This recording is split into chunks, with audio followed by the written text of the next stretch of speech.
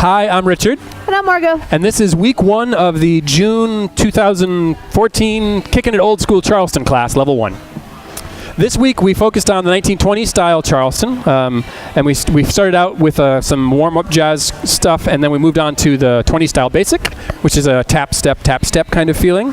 So we have a tap and step and tap and step, tap, step and tap, step, with a little bit of pulse in every beat and a step on every other beat. So this kind of down, down, down, down into the floor. For both partners, we're tapping forward on our right foot and back on our left. Tap, step, and tap, step. When we partnered up, we did this. We connected leads with our right hand on the center of our follower's back, right in the middle. We made a nice platform for her to rest her right hand, our left hand.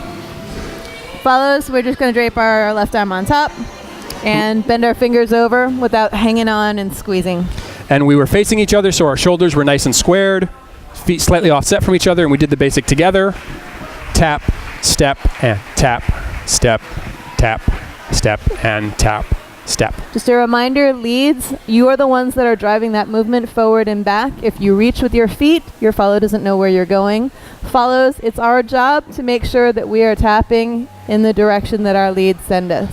So we're going to tap back if they move towards us and tap forward if they move away from us. And after that, we moved on and we did forward and backwards progressives. So we basically took our basic for a walk. Instead of doing taps, we would do a tap, step, and tap, step. Forward progressive is a walk, walk, walk. And then we do tap, step, tap, step to go back into our basic. Backwards progressive is just a walk backwards for leads, walk, walk, walk, and then right back into our tap, step, and tap, step.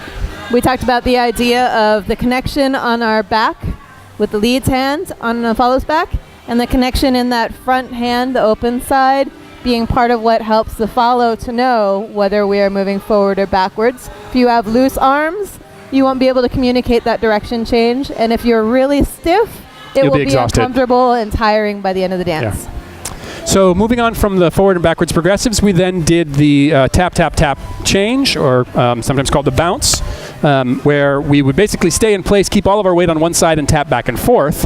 Right. So tap and tap and tap and tap and tap and change, and then the other foot, tap and tap and tap and tap and change.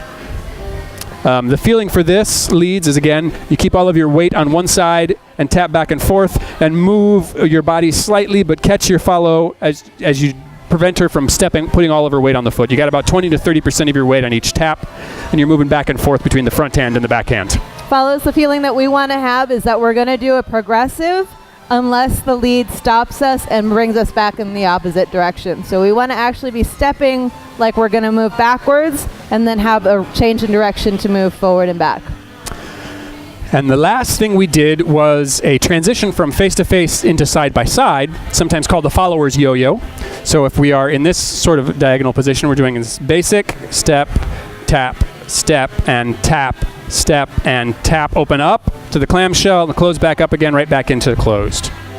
Tap, step, tap, step, and tap, step, and tap, open up to the right, close back up, tap, step, and tap, step. And leads, you make sure that you are affecting that change by keeping a nice flat hand and opening it to the side of your body. You want to make sure that you are not grabbing your partner and moving them over to the side. Yeah. And your partner's job is to make sure they stay with that hand. So all you have to do is move it open, and your partner will come out to the side with you. And we use the tap step on the right, the forward tap, to be the energy to change direction and open up.